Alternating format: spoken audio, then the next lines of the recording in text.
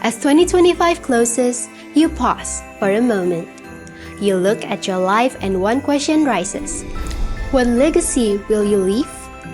Legacy forms in the choices no one applauds, in faith that holds on, in humility beyond status. Rahab had no status, Ruth had a past, yet God lifted both.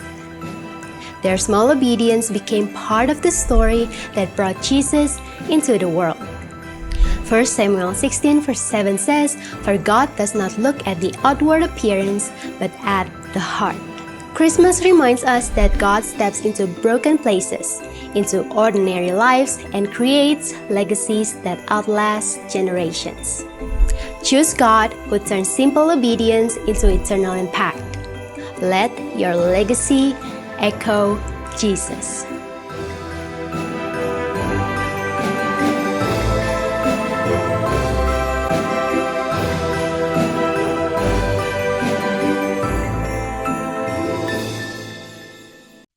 Untuk bulan Desember, kita punya tema yang baru dari pusat, yaitu a legacy. A legacy. Saya sampai kemarin mengalami kesulitan bahasa Indonesia yang tepat untuk legacy itu apa ya? Warisan ya. Entah kenapa kok warisan lebih ke arah harta saya. Apa cuma saya doang yang mikir gitu ya? Ya. Jadi akhirnya saya memutuskan untuk menggunakan kata warisan atau peninggalan lah ya.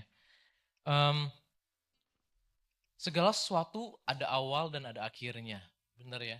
Masa sekolah juga ada awalnya dan juga ada akhirnya. Saudara yang akan liburan, yang atau sudah pernah liburan, juga ada awalnya, juga ada akhirnya. Tahun 2025 juga udah ada awalnya dan ada akhirnya juga, dan tak terasa kita sudah di penghujung akhir tahun 2025. Times fly fast. The good news, we are the pilot. Waktu cepat terbang gitu. Tapi kabar baiknya adalah kita adalah pilotnya. Jadi kita yang menentukan arah kemana waktu kita terbang. Nah, dalam tahun 2025 ini cerita apa yang kita mau bangun sebelum kita mengakhirinya? Masihkah tentang diri kita atau tentang Tuhan?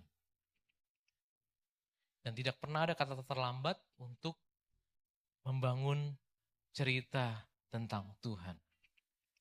Hari ini firman Tuhan saya akan ambil dari Matius 2 karena kita di bulan Desember. Ya, gak jauh-jauh dari tentang berita Natal. Ya, saya akan bacakan buat saudara. Sesudah Yesus dilahirkan di Bethlehem, di tanah Yudea, pada zaman Raja Herodes, datanglah orang-orang Majus dari timur ke Yerusalem. Dan bertanya-tanya, di manakah dia, raja orang Yahudi yang baru dilahirkan itu? Kami telah melihat bintangnya di timur, dan kami datang untuk menyembah dia. Jadi sampai di sini kita ada lihat dua karakter, ya, yaitu ada orang Majus dan juga ada Herodes. Orang Majus itu datangnya dari timur dan dia bukan orang Yahudi, mereka bukan orang Yahudi.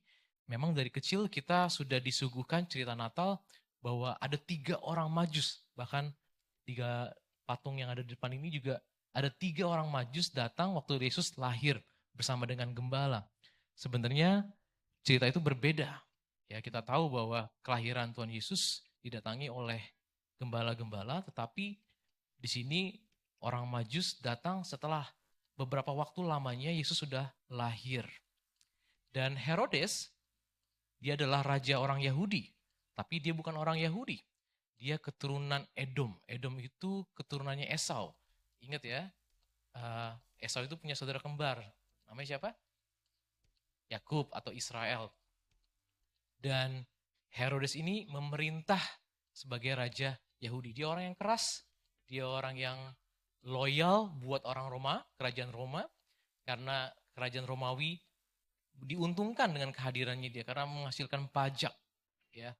Dan waktu orang Majus ini datang, mereka juga kaget dan bertanya-tanya, di manakah raja orang yang Yahudi baru dilahirkan itu? Kami telah melihat bintangnya di timur dan kami datang untuk menyembah dia. Tapi mereka nggak tahu sama sekali. Mereka orang Yahudi di situ, di Yerusalem nggak tahu nggak punya clue kalau ada raja mereka yang lahir. Oleh karena itu ketika Raja Herodes mendengar hal itu, terkejutlah ia beserta seluruh Yerusalem. Ya, seluruh Yerusalem. Jadi bukan hanya 1-2 orang, tapi seluruh Yerusalem. Lalu Raja Herodes yang tahu juga cerita atau nubuatan tentang Mesias yang akan datang, karena dia sudah mengikuti Judaism, dan dialah yang membangun Tempel Bait Allah saat itu. Dia merestorasi sebenarnya. Lalu dikumpulkanlah semuanya imam kepala dan ahli Taurat bangsa Yahudi, lalu dimintanya keterangan dari mereka di mana Mesias akan dilahirkan. Nah, di sini orang Majus belum hadir bersama-sama dengan Raja Herodes. Yang kelima, mereka berkata kepadanya, ya, di Bethlehem di tanah Yudea, karena demikian ada tertulis dalam kitab Nabi, dan engkau Bethlehem tanah Yehuda, engkau sekali-sekali bukanlah yang terkecil di antara mereka yang memerintah Yehuda. Karena daripada mula akan bangkit seorang pemimpin yang akan menggembalakan umatku Israel. Jadi dengan resource yang dia punya, karena dia seorang raja, dia memanggil semua ahli Taurat untuk mengetahui di manakah dilahirkan bayi itu. Dan orang Majus pun stuck sebenarnya. Kita udah sampai di sini, tapi kita tanya satu sama lain, gak ada yang tahu. Mereka udah jalan sejauh ribuan kilometer, tapi tuan rumahnya gak ada yang tahu sama sekali. Lalu dengan diam-diam Herodes memanggil orang-orang Majus itu. Kemudian akhirnya karena Herodes tidak tahu di mana kota itu, dia panggil orang Majus itu diam-diam tanpa ada ahli Taurat dan orang-orang Yahudi. Karena diam-diam. Dan dengan teliti bertanya kepada mereka, bila mana, dalam bahasa Inggrisnya, what is the exact time, katanya. Bintang itu nampak. Kemudian ia menyuruh mereka ke Bethlehem, katanya. Nah, udah dikasih tahu. Saya udah tahu nih, dan saya kasih clue kepada kamu. Kemudian ia menyuruh mereka ke Bethlehem, katanya. Pergi dan selidikilah dengan seksama hal-hal mengenai anak itu. Dan segera sudah kamu menemukan dia, kabarkanlah kepadaku supaya aku pun datang menyembah dia. Dan yang menarik di sini, kenapa malaikat surga nggak langsung masuk aja ke mimpinya orang Majus, kasih tahu di Bethlehem gitu? Kenapa? Setelah mendengar kata-kata raja itu, berangkatlah mereka dan lihatlah bintang yang mereka lihat di timur itu mendahului mereka hingga tiba dan berhenti di atas tempat di mana anak itu berada. Ketika mereka melihat bintang itu, sangat bersukacitalah mereka. Maka masuklah mereka ke dalam rumah itu dan melihat anak itu bersama Maria ibunya, lalu sujud menyembah dia. Mereka pun membuka tempat harta bendanya dan mempersembahkan persembahan kepadanya, yaitu emas, kemenyan, dan mur. Dan akhirnya sorga masuk ke mimpi mereka. Dan karena diperingatkan dalam mimpi oleh Tuhan. Dan untuk meyakinkan banyak orang, saudara pikir orang Majus itu cuma 1, 2, 3. Banyak menurut saya. Karena mereka berjalan ribuan kilometer, dan mereka itu membawa bekal makanan dan juga membawa harta yang berharga ini. Karena mereka harus dilindungi dari setiap perampok dan sebagainya. Dan untuk meyakinkan, untuk gak kembali ke jalan yang semula, itu kan surga harus hadir kepada mereka. Setidaknya beberapa di antara mereka untuk diyakinkan, hey, kita jangan balik lagi ke Herodes. Ya, maka pulanglah mereka ke negerinya melalui jalan yang lain. Nah, judul firman Tuhan saya kasih hari ini adalah A Legacy That Travels. Warisan yang berjalan.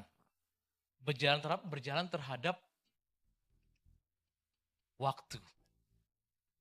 Berjalan terhadap generasi demi generasi. Ya. Setiap kita lahir, setiap daripada kita ini udah lahir dan berjalan, ada 2 tas yang diberikan kepada kita. Ya, ada 2 tas. Tas yang pertama adalah tas yang sudah ada isinya penuh dengan peninggalan dari generasi kita sebelumnya. Yang berperan membentuk dan menentukan arah hidup kita. Dan tas yang kedua, tas berikutnya adalah tas yang masih kosong.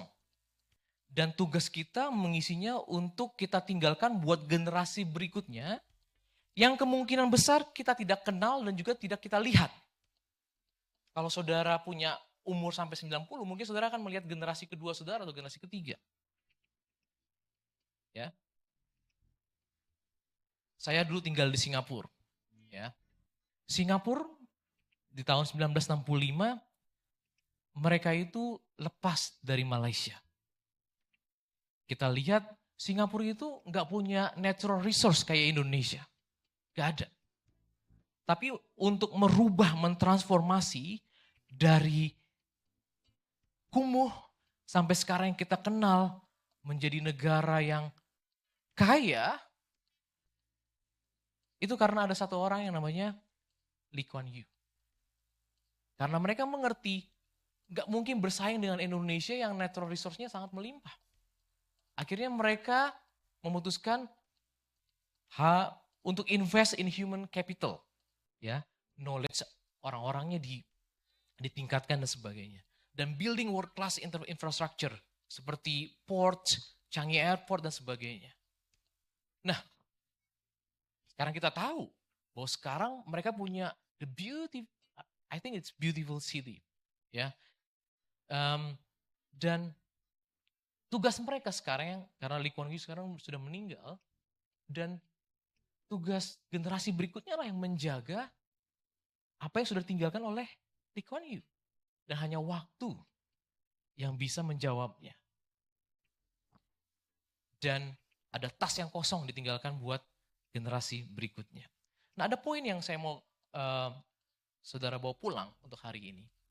Legacy that travels, ya, legacy yang berjalan antar lintas generasi, legacy travels further than you can see. Warisan itu melangkah lebih jauh dari apa yang Anda bisa lihat. Mungkin generasi kelima, generasi keenam, saudara nggak pernah melihat, tapi impact-nya itu bisa mereka rasakan. Ya, kita baca dalam Matius 2. Sesudah Yesus dilahirkan di Bethlehem, di tanah Yudea pada zaman Raja Herodes, datanglah orang-orang Majus dari timur ke Yerusalem. Siapa orang Majus ini? Ngapain dia datang dari timur mau ke Yerusalem? Toh orang-orang di Yerusalem juga nggak peduli toh. Gak ada yang tahu bahwa rajanya Mesias ini lahir, gak ada yang tahu. Siapa orang Majus ini? Mereka bukan orang Yahudi dan mereka membawa perbekalan yang banyak. Dan yang lebih penting mereka membawa legasi yang penting dari seseorang di masa lampau yang mereka nggak lihat dan yang mereka nggak kenal dan yang mereka tidak mereka temui. Siapakah orang itu? Kita akan belajar. It's about the generous gift. Ya, what you will give to those you may never meet. Nah, untuk menjawab pertanyaan itu, siapa yang meninggalkan tas ini sehingga orang-orang Majus ini kok rela jalan jauh? Maka kita harus kembali ke 600 tahun sebelumnya, yaitu Daniel in the Babylon. Daniel di kerajaan Babel, ya. Karena Daniel itu dibuang dan orang-orang Yahudi dibuang di kerajaan Babel, dan kita tahu bahwa kerajaan Babel akhirnya ditaklukkan oleh media Persia dan sebagainya. Tapi Daniel tetap memerintah. Walaupun rajanya berbeda, kerajaannya berbeda, dia tetap ikut memerintah. Dan Imam Kasdim yang tinggal di Babylon, mereka tuh punya teori bahwa ada koneksi antara apa yang terjadi di langit dan apa yang akan terjadi di bumi. Nah, itu yang kepercayaan mereka. Ya, karena astronomi itu berkembang waktu zamannya media Persia ini, ya. Dan kita lihat Daniel. Kita akan kembali dulu ke Daniel. Saya akan mundur ke belakang ke Daniel. Kita mau cari tahu apa sih yang Daniel tinggalkan. Maka raja, Daniel 2 ayat 12, maka raja menjadi sangat geram dan murka karena hal itu. Nah, ini ada suatu kisah nih. Raja Nebukadnezar, Raja Babel, dia punya mimpi dan menggelisahkan dia. Saudara pernah punya mimpi, terus tapi saudara nggak ingat mimpinya apa. Nah, tapi karena dia juga samar-samar dia nggak tahu mimpinya apa. Dia bilang, saya punya banyak orang bijaksana di kerajaan Babel ini. Saya pengen kalian bisa menerjemahkan mimpi saya. Lalu kemudian banyak orang bijaksana datang. Ya Tuanku Raja, apakah mimpimu itu? Apa kamu bilang? Kamu cuma mau beli waktu ya? Terus dia bilang, saya nggak akan menceritakan mimpi saya. Loh, nggak ada yang bisa ini mengartikan mimpi kalau nggak dikasih tahu mimpinya apa. Terus raja marah. Kalau kamu nggak bisa mengartikan mimpi ini, semua orang bijaksana akan saya penggal-penggal, rumahnya akan saya runtuhkan. Semua akan dibinasakan. Dan saudara, itu adalah suatu hal yang menakutkan. Betul nggak saudara? Bayangin satu generasi, kan sebenarnya kenapa orang-orang Yahudi waktu itu, di Yehuda, kenapa orang-orang pinternya diangkat gitu? Diangkut keluar ke kerajaan Babel. Karena untuk menghancurkan suatu negara gampang. Angkut orang pinternya, buang keluar, maka ya kita bisa tebak apa yang akan terjadi di negeri itu. Nah ini Raja Babel, saking marahnya dibilang, akan kumusnahkan semua. Tapi kemudian apa yang terjadi? Masih ingat? Daniel muncul. Dan dia mengajak teman-temannya untuk berdoa sama-sama untuk meminta belas kasihan Tuhan. Untuk Tuhan tuh bisa ngasih tahu menjelaskan misteri ini. Ya, ini ada mau melenyapkan. Lalu apa yang terjadi saudara? Akibat dari Daniel yang dikasih hikmat sama Tuhan dan bisa menjawab. Bukan hanya menjawab, ngasih tahu mimpinya apa dan juga menafsirkannya. Lalu berkatalah raja kepada Daniel. Dia takjub. Dan bahkan di ayat 46 dikatakan gini, lalu sujudlah Raja Nebukadnezar serta menyembah Daniel. Bayangin raja yang murka ini sujud loh. Sampai mau menyembah Daniel. Dan berkatalah raja kepada Daniel, sesungguhnya Allahmu itu Allah yang mengatasi segala Allah. Allah di Babel ini kalah sama Allahmu. Dan yang berkuasa atas segala raja. Dan yang menyingkapkan rahasia-rahasia. Sebab engkau telah dapat menyingkapkan rahasia itu. Lalu raja memuliakan Daniel. Dianugerahinya lah dengan banyak pemberian yang besar. Dan dibuatnya dia menjadi penguasa atas seluruh wilayah Babel. Dan menjadi kepala semua orang bijaksana di Babel.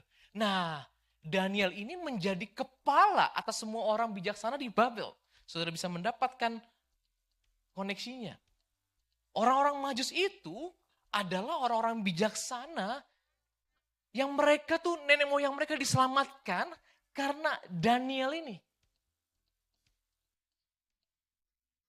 Dan karena dia menjadi kepala semua orang bijaksana di Babel, maka Daniel adalah orang yang set the direction of the wise men. Segala pengetahuan, keturunan orang Majus, murid-murid orang Majus dipelihara karena Daniel dan karena Allahnya Daniel. Nah, apabila mereka bisa binasa, kemungkinan besar kita nggak akan tahu yang namanya jam. Tahukah saudara jam? Hexagesimal dari angka 0 sampai 59 itu karena mereka. Itu dari mereka. Kita ada satuan 1 sampai 60 kemudian balik lagi ke 1 itu karena mereka. Dan berikutnya, ini di raja yang berbeda, kerajaan yang berbeda. Tapi Daniel tetap memerintah juga. Kemudian Raja Darius. Darius itu adalah media Persia yang mengalahkan Babel. Ya, mengirimkan surat kepada orang-orang dari segala bangsa, suku bangsa, dan bahasa yang mendiami seluruh bumi. Ini ceritanya karena waktu itu Daniel tetap mengutamakan Tuhan walaupun dibilang jangan boleh ada yang berdoa selama 30 hari kepada Allah yang lain kecuali meminta kepada raja. Tapi Daniel tetap berdoa kepada Tuhan, menghormati Tuhan, put God first. Lalu Daniel akhirnya dipaksa untuk dilemparkan ke gua singa. Tapi Daniel diselamatkan sama Tuhan, singa-singanya saat itu tiba-tiba lost appetite, gak nafsu makan. Dan setelah pagi-pagi diketahui bahwa Daniel itu masih hidup, kemudian Raja Darius mengirim surat kepada orang-orang dari segala bangsa. Bayangin, segala bangsa, bukan 1-2 bangsa. Suku bangsa dan bahasa yang mendiami apa? Katanya seluruh bumi. Bunyinya, bertambah-tambahlah kiranya kesejahteraanmu. Bersama ini kuberikan perintah bahwa di seluruh kerajaan yang kukuasai, orang harus takut dan gentar kepada Allahnya Daniel. Tadinya dia menjadi kepalanya orang-orang bijaksana, kali ini influence-nya lebih besar karena kehadiran Daniel. Semua orang tuh harus takut kepada Allahnya Daniel. Sebab dialah Allah yang hidup yang kekal untuk selama-lamanya, pemerintahnya tidak akan binasa dan kekuasaannya tidak akan berakhir. Nah, karena kejadian ini, semua orang harus takut, maka Daniel itu punya influence yang lebih besar. Mengajarkan Judaism, mengajarkan bahwa, hey, kita ini punya nabi-nabi sebelumnya, dan kita ini punya nubuatan-nubuatan dan sebagainya, dari kitab Torah, dari kitab Mazmur diajarkan. Sampai sini saudara menangkap ya. Ini ada story yang mau saya build up soalnya. Dan raja pun yang powerful ini memberikan endorsement kepada Allah Daniel selama-lamanya. Dan ayat 28, dia melepaskan dan mengadakan tanda dan mukjizat di langit dan di bumi, dia yang telah melepaskan Daniel dari cengkeraman singa-singa. Jadi orang-orang Babel ternyata mengerti bahwa ada namanya tanda di langit. That's what they believe. Ya. Nah saudara, Daniel itu hidup di 600 BC. Oke. Tapi pengaruhnya, boleh next slide please.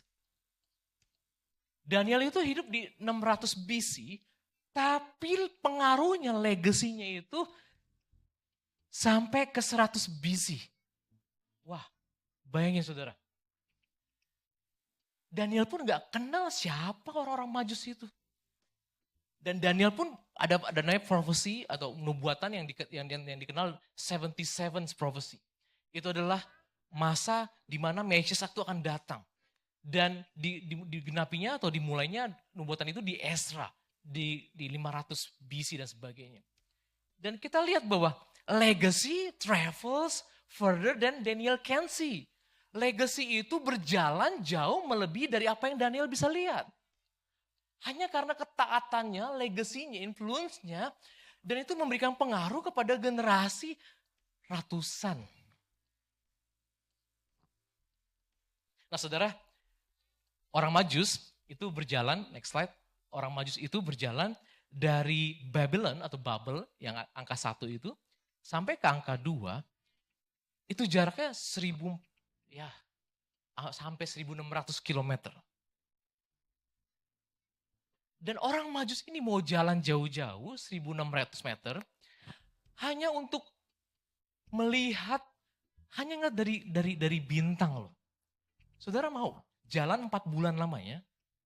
Tahu dari mana 4 bulan? Karena kalau kita baca di Ezra ini bukan Matius, next slide please. Bukan Matius, saya lupa.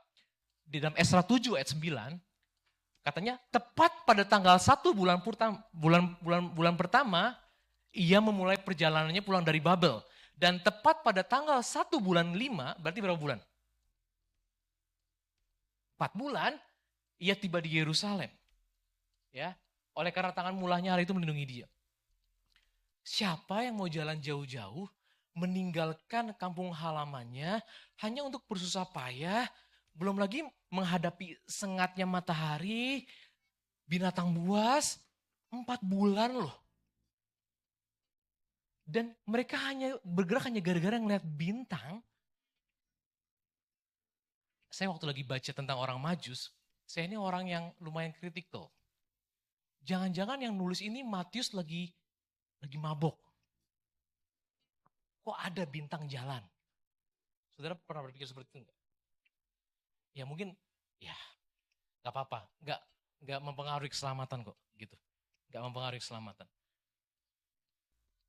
Dan poin yang kedua, saya mau katakan, legacy travels to guide. Legacy yang saudara tinggalkan, yang Daniel tinggalkan, berjalan lintas generasi itu untuk memberikan panduan. Ya, karena dari kitab-kitab orang Yahudi inilah, sehingga orang-orang Majus ini bisa mengambil keputusan, aku mau berjalan 4 bulan lamanya, sekian jauh lamanya, karena ada pengajaran yang ditinggalkan oleh Daniel. Mari kita lihat saudara, dalam Matius 2, ayat 2 lagi ya, kita ulang lagi, dan bertanya-tanya, di manakah dia, raja orang Yahudi yang baru dilahirkan itu? Kami telah melihat bintangnya di timur dan kami datang untuk menyembah dia. Hanya gara-gara bintang, mereka mau jalan 4 bulan. Kalau saya sih, pasti harus diyakinkan dulu. Karena saudara meninggalkan anak saudara loh. Kan anak saudara nggak saudara bawa. Ninggalin istri saudara loh, 4 bulan.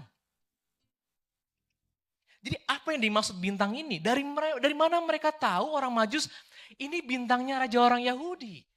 Tapi ini pengaruh Daniel kembali lagi, pengaruh Daniel. Nah kalau kita baca di bilangan 24, itu memang udah ada nubuatannya jauh sebelum, ratusan tahun sebelumnya, Daniel pun udah diajarkan bahwa ada nubuatan, aku melihat dia, tetapi bukan sekarang. Aku memandang dia, tetapi bukan dari dekat.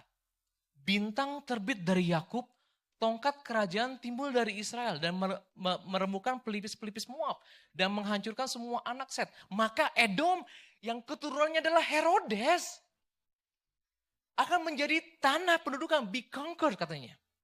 Daniel memahami tentang nubuatan nenek moyangnya dan percaya dan diturunkan kepada orang-orang Majus. Sampai sini saudara ngikutin? Ya ini memang cerita sejarah. Tapi ini penting karena saudara gak tahu bahwa legasi yang saudara tinggalkan itu mempengaruhi generasi berikutnya. Dan berikutnya di bilangan 24 ayat 9, maafkan saya ini juga bukan bilangan ya, tetapi ini adalah kejadian. Ya, di kejadian waktu Yakub memberkati ke-12 anaknya. Sebelum dia mati di tanah Mesir, dia mau memberkati anak-anaknya. Salah satu anaknya adalah Yehuda. Ya, karena ada 12 suku. Yehuda adalah seperti anak singa. Setelah menerkam engkau naik ke suatu tempat yang tinggi. Hai anakku, ia meniarap dan berbaring seperti singa jantan atau seperti singa betina. Siapakah yang berani mengganggukannya? Tongkat kerajaan tidak akan beranjak dari Yehuda ataupun lambang pemerintahan dari antara kakinya. Kenapa ngomongin kaki sekarang? Apa ini? Kaki sampai dia datang berhak atasnya maka kepadanya akan takluk bangsa-bangsa. Nah, dari yang saya coba bangun tadi, mungkin saudara belum mengerti, tapi saya mau coba tarik gitu, bangun narasi. Dan saya juga berpikir yang sama. Ternyata saya bukan orang yang pertama juga. Ada yang namanya Johannes Kepler. Ya. Johannes Kepler itu dia lahir tahun 1571, meninggal 1630. Dia orang Jerman, astronomer Jerman. Dia dikenal untuk hukumnya, penemuannya yaitu Kepler's Law. Ya, tentang pergerakan planet. Kita tahu ya, zaman dulu itu nggak kenal namanya kategori planet atau bintang, semua orang lihatnya bintang. Ya. Jadi Johannes Kepler ini juga dia rindu, dia takut akan Tuhan juga, dia pengen tahu. Ini cerita yang Matius tulis itu, ini fiksi nggak sih? Ini beneran nggak sih ada bintang? Nah, dia bisa menemukan rumus, ternyata langit kita itu pergerakannya bisa ditebak. Kita bisa mundur 1000 tahun atau maju 1000 tahun. Ya, itu ilmunya. Cuman zamannya dia itu harus menulis dengan kertas. Kalau dia pengen tahu di tahun 5 BC, maka dia akan tulis panjang dan sebagainya. Dan sulit untuk membayangkannya. Tapi zaman sekarang, peninggalan dia, hukum peninggalannya dia digunakan oleh NASA, oleh banyak para data science bachelor. Siapa di sini yang belajar data science? Angkat tangannya? Enggak ada. IT deh. Ini angkat tangan IT. Nggak, jangan malu ya. Kuan juga Kuan ya. Nah, karena rumus inilah sekarang saudara ada yang namanya software, kita bisa lihat, kita bisa membuktikan apa yang terjadi 1000 tahun yang lalu, 2000 tahun yang akan mendatang, apa yang akan terjadi di langit kita. Ya. Nah, tahukah saudara di 3 sampai 2 BC ya, ada tanda di langit yang spektakuler. Spektakuler sekali. Dan spektakulernya terjadi di konstelasi Leo. Leo itu adalah singa. Singa itu berbicara, mereka juga mengetahui, orang Babel, singa itu berbicara tentang suku Yehuda. Dan tadi ingat di antara kakinya, ya, di antara kakinya itu ada namanya bintang yang bersinar, terang sekali, namanya Regulus. Regulus. Dan ngapa saya ngomongin kayak gini? Karena peristiwa ini di 32 BC spektakuler dan gak pernah terjadi lagi. Unik, gak pernah terjadi lagi. Apa yang terjadi, saudara? Ini saya yang ambil screenshotnya. Oleh karena itu, sesuatu yang saintifik itu bisa diuji dan diulang kembali. Saya yang akhirnya berusaha menjadi Johannes Kepler. Dan saudara pun bisa sebenarnya. Ya, ini untuk promosi, ini ada free software. Saya berterima kasih buat Stellarium, ya Stellarium. Terima kasih udah bikin software yang free sehingga bisa memuaskan hasrat saya untuk mencari tahu, gitu. Dan ternyata di September 3 BC itu ada Jupiter dan Regulus itu ada conjunction. Jupiter itu adalah the king of planets dan kemudian Regulus itu adalah ada kata dari regal, royal. Jadi ternyata ada 3 kali conjunction. Sehingga di langitnya terlihat terang sekali. Terang sekali. Pertama itu di 3 BC, September, bergerak dari timur. Dan kemudian si Jupiternya itu mengalami retrograde. Retrograde itu kayak seolah-olah mundur. Jalan mundur. Mundur lagi dan melewati Regulus lagi di tanggal 2 BC. Ya. Dan kemudian di tanggal Mei-nya itu, di Mei 2 BC, ketiga kalinya dia prograde, berlawanan arah lagi, dan akhirnya terjadi apa? 3 kali conjunction. Nah, 3 kali conjunction itu bisa terjadi sekitar 80 tahun sekali. Next, kalau nggak salah 2039. Ya, saudara bisa lihat ini akan terjadi lagi 2039 untuk triple conjunction. Tetapi yang membuat dia unik adalah beberapa bulan, ya, sebulan setelah triple junction ini, di June itu ada yang namanya conjunction antara Jupiter dan Venus. Venus itu fertility, ya, dan raja. Dan itu bersinarnya terang sekali. Dan kejadian ini, event 32 BC ini nggak pernah terjadi lagi. Ya, kenapa saya ngomong begini? Karena, saudara, waktu saya baca Matius, firman Tuhan itu bisa seolah-olah, maaf saya katakan dangkal, supaya untuk bisa dimengerti orang A, si A. Karena dia baru mula-mula untuk mengenal firman Tuhan. Pas lagi baca, oh iya. Tetapi pasal yang sama juga, itu bisa terlihat sangat deep dalam untuk memuaskan si B. Dan tergantung kita melihatnya gimana. Nah, event ini gak pernah terjadi dan belum pernah terjadi lagi. Dan prediksi belum pernah ada yang bilang akan terulang lagi. Ya. Jadi legasinya Daniel ternyata turun kemana? Ke orang Majus, dan orang Majus ditulis, bahkan Johannes Kepler pun meninggalkan legasinya untuk kita. Dan yang poin yang ketiga, legacy travels to lead people to meet and worship Jesus. Warisan yang mau kita bangun, ya, yang melintasi antar generasi, haruslah memimpin orang bertemu dengan Tuhan Yesus. Dikatakan di Matius 2 ayat 11. Maka masuklah orang-orang Majus ke dalam rumah itu dan melihat si Jesus bersama Maria, ibunya, lalu sujud menyembah dia. Jadi peninggalan Daniel ternyata gak sia-sia. Orang Majus itu adalah perwakilan Gentiles kita semua. Kita bukan orang Yahudi. Mereka lah yang datang mewakili kita menyembah Yesus. Hanya gara-gara warisan dari Daniel.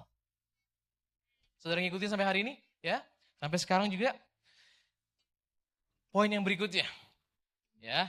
Legacy travels to support God's plan. Nah, legacy yang Daniel bangun, orang Majus bangun, dan juga kita yang harus kita bangun untuk generasi kita berikutnya, generasi yang belum tentu kita lihat dan kita kenal, seharusnya legacy yang mendukung rencana Tuhan. Ingat, tadi saya bilang, waktu kita lahir, kita ini dikasih 2 tas. 1 tas sudah berisi penuh, diisi oleh generasi kita sebelumnya. Tapi ada tas yang kosong yang harus kita isi. Mungkin ada orang bilang, gue gak mau isi apa-apa. It's fine. Karena tas itu akan diberikan kepada generasi berikutnya. Kepada anak saudara, mungkin kalau saudara gak punya anak pun gak, it's fine. Orang-orang di sekitar saudara pun akan melihatnya. Ya, Daniel itu gak punya anak. Tahu saudara, Alkitab gak mencatat dia punya anak. Tapi legasinya itu turun. Ratusan tahun, generasi demi generasi. Dikatakan mereka pun membuka tempat harta bendanya, dan mempersembahkan persembahan kepadanya, yaitu emas, kemenyan, dan mur.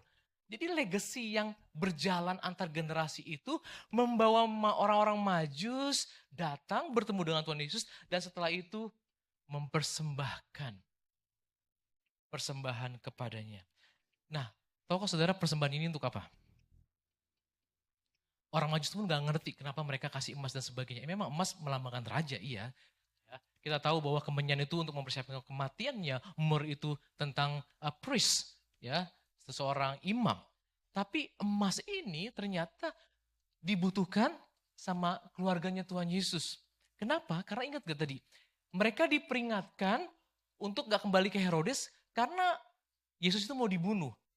Dan Yesus itu harus pergi kemana? Ke Mesir. Saudara yang dari Indonesia tahu persis lah. Saudara pergi ke New Zealand butuh modal bukan? Ya. Apalagi kalau misalnya saudara belum mengerti bahasa Inggris, belajar lagi dan sebagainya.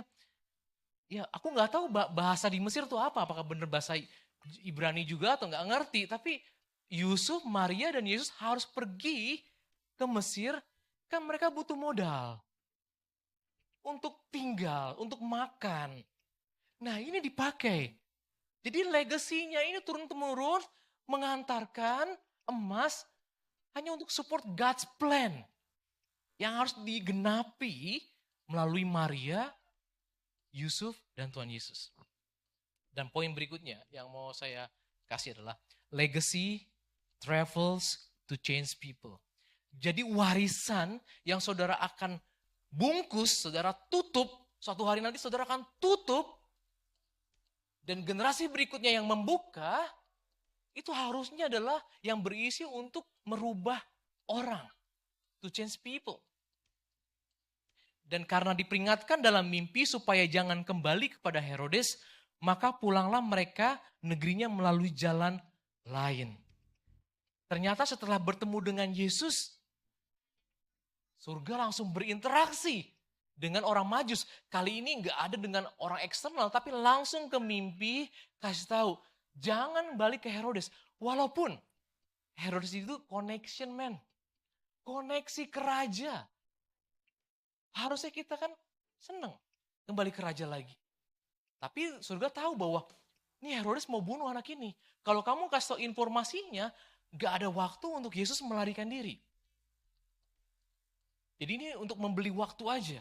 Walaupun Herodes akhirnya juga dengan informasi yang didapatkan oleh orang Majus sekitar kira-kira anaknya itu maksimum umur 2 tahun. Makanya dikasih perintah bunuh semua anak yang di umur 2 tahun.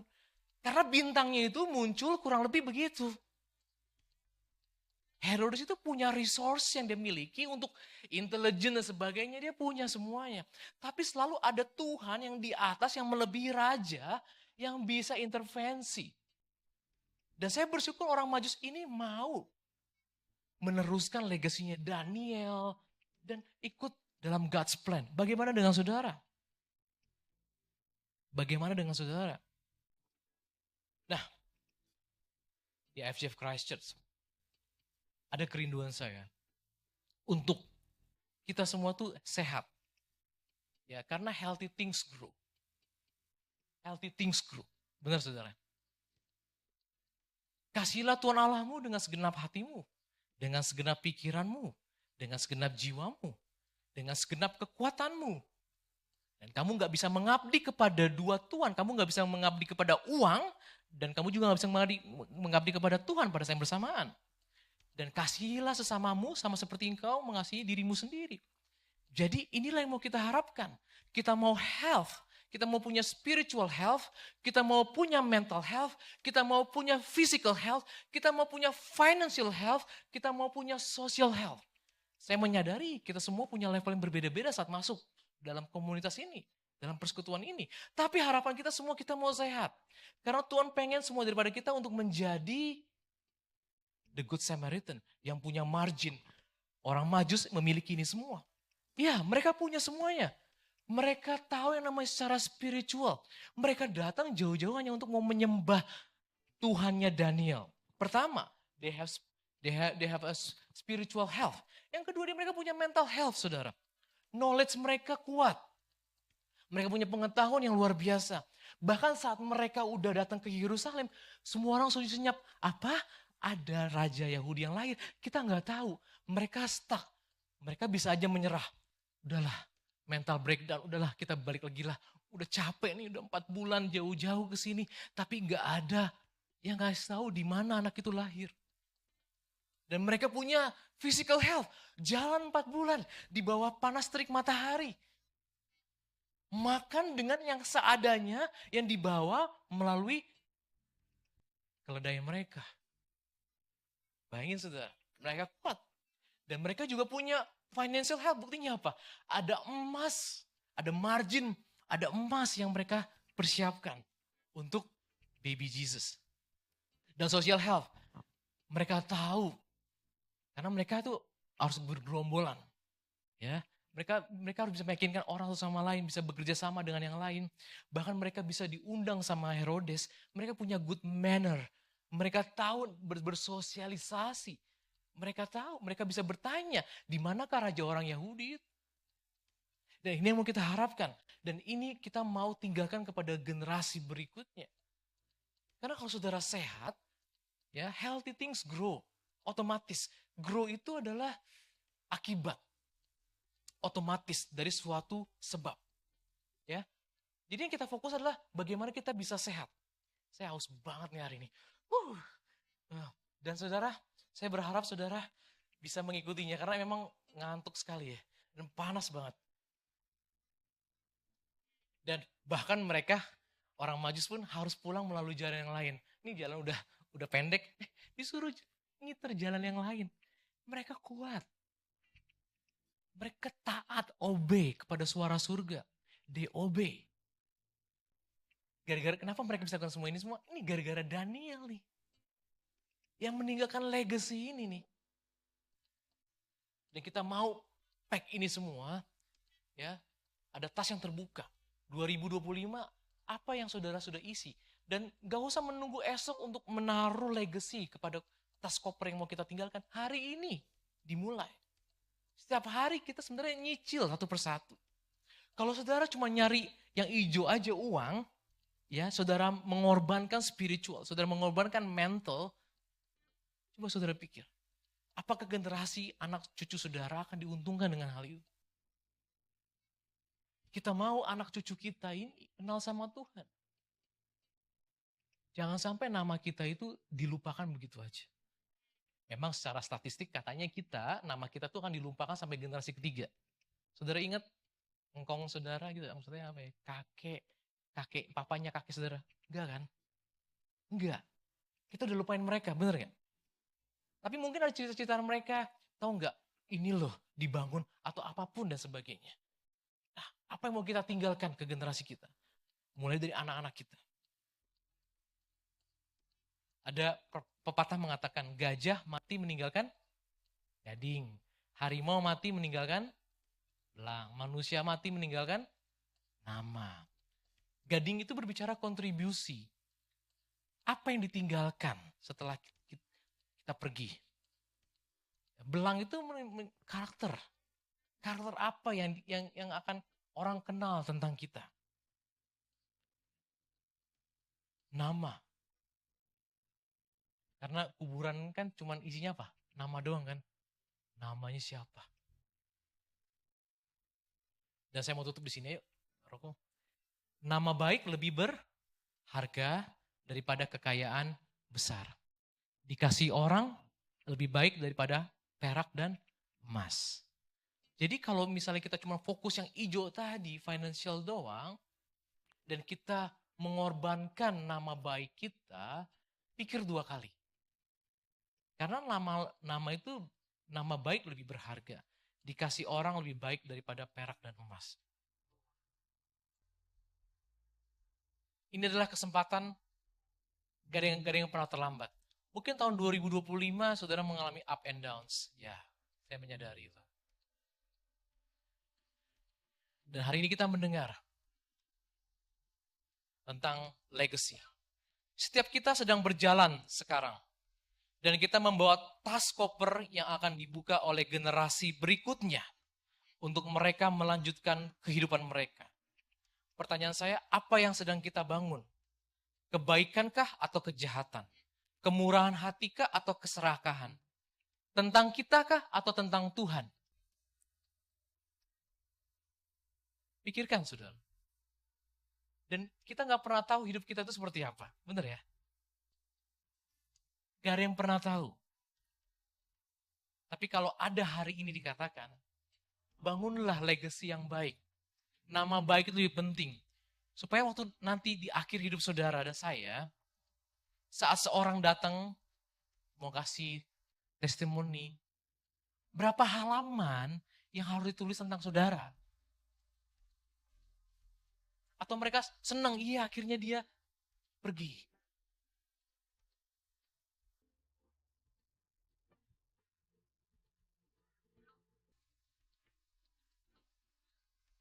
A legacy that travels. Warisan yang berjalan lintas generasi. Hidup itu seperti puzzle. Rencana Tuhan yang besar. Kita hanyalah small part yang kecil. Tapi maukah kita dipakai sama Tuhan? Mungkin saudara meninggalkan legacy yang gak akan dilihat sama generasi berikutnya. Tapi kalau kita mulai bangun dari sekarang, percayalah itu akan menolong mereka. Dan menolong kerajaan Tuhan. Amin saudara. Mari kita bangkit berdiri.